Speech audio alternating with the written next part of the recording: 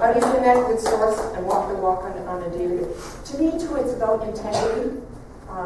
As I walk more on the spiritual path, I can't con myself anymore. You know, when I used to work in offices, I think nothing about putting a stamp from the office on my personal letter, you know.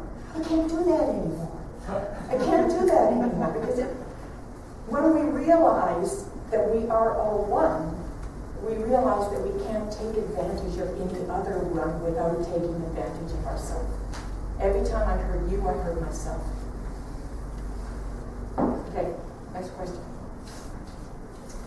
How to get past when you view everything as harm? When you view everything as harm. Okay, again, I think it's that sense of forgetting who we are.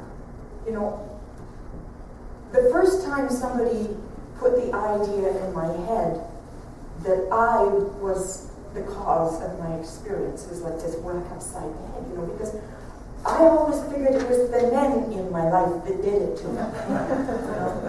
My father wasn't the way he was supposed to be. None of my husbands were the way they were supposed to be. You know?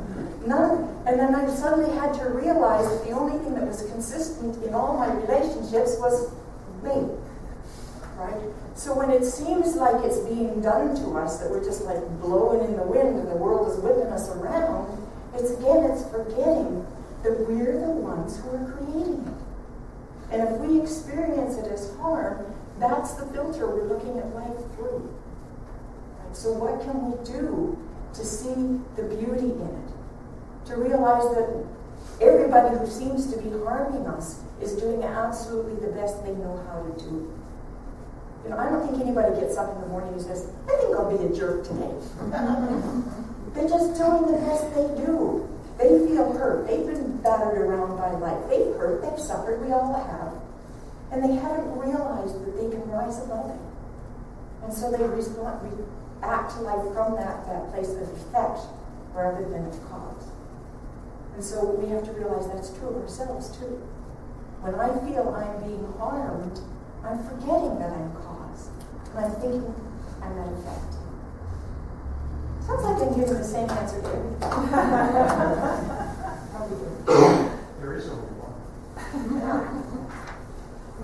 How do I gracefully sidestep intensely negative or emotionally unwell people who want you to be their best friend? I've been there, done that. That's my question. What? I think the answer might be, I don't know. I'm dealing with the same thing. Like severely bipolar. Yeah. It's just scary. You know, that's really, really a little tough. Really? Reject my, I'm healing. I need to be, and you answer the email, and then another one comes back right away, and you answer it. Also a phone call. Oh, yeah, I know. So I guess it's the old walk a mile in the other man's moccasins thing is we need to put ourselves in an understanding of where they're coming from and what their need might be. You know, many years ago, we kind of drifted away from this teaching, and the center we were attending had almost closed down. And then a new minister came, and a group of people really got behind it, and they phoned everybody. And they said, would you come back? And I said, yeah, I would. And I went back, and again, I got really enthused and excited. And my husband at the time, he said, I don't want to go there anymore. And I desperately wanted him to come back. And I did all the, all the stuff. And what I had to do was make it absolutely okay in my own mind that he not come back, and then he came back. You know, that he had the freedom to make that choice. And it's kind of like that with our friends too, when we absolutely make it okay that they need me, and then she's feeling incomplete the way she is, and it's totally accept her the way she is, and totally accept ourselves the way we're responding to it, instead of judging ourselves, or I shouldn't be feeling this way, I should be thinking it. It's surrender, I think. I surrender. Because what we resist persists, right?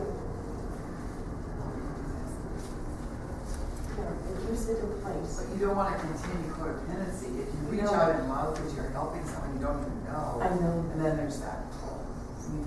So there's that boundary you have to protect. So Yeah. I think honor your boundaries too. Honor your boundaries and maybe tell the truth, Yeah. which is the hardest thing to Yeah. do. Okay. I mean, you don't want to just say, I can't be your friend anymore and leave it there, because then, of course, she goes crazy.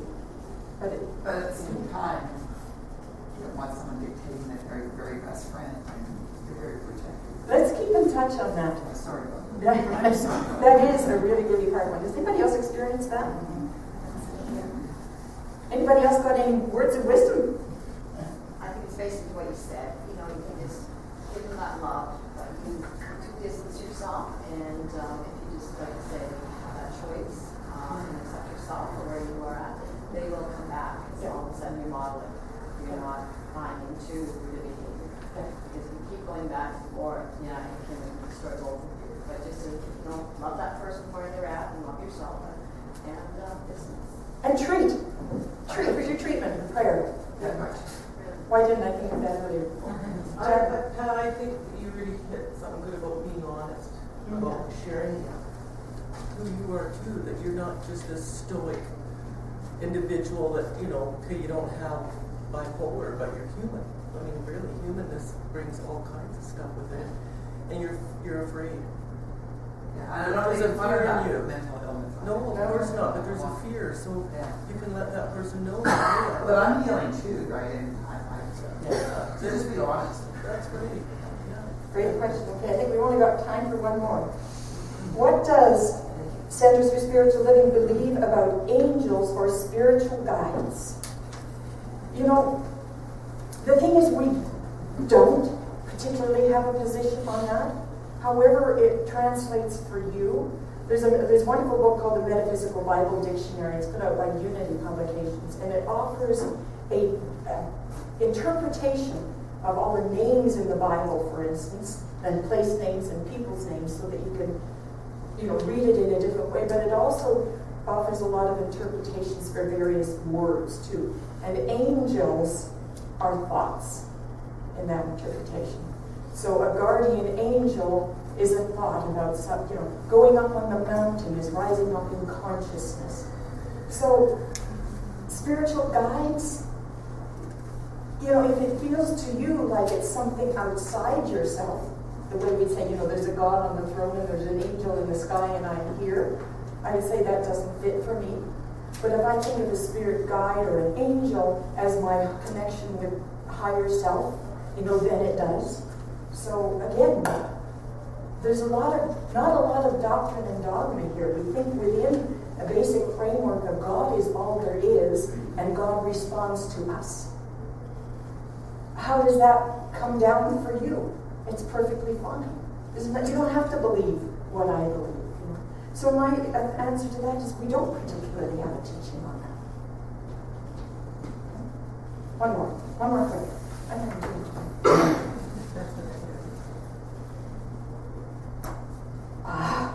Why do we call it science of mind? Is it Scientology?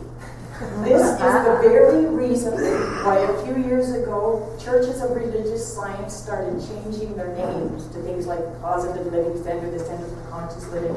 And then we decided that we're too scattered, people don't know who we are. So we got together, and that's why all those centers then changed their name to Centers for Spiritual Living, because people were saying, is it Scientology? And I have to say, frankly, I don't know much about Scientology, except that I understand a lot of their teachings are very similar to ours.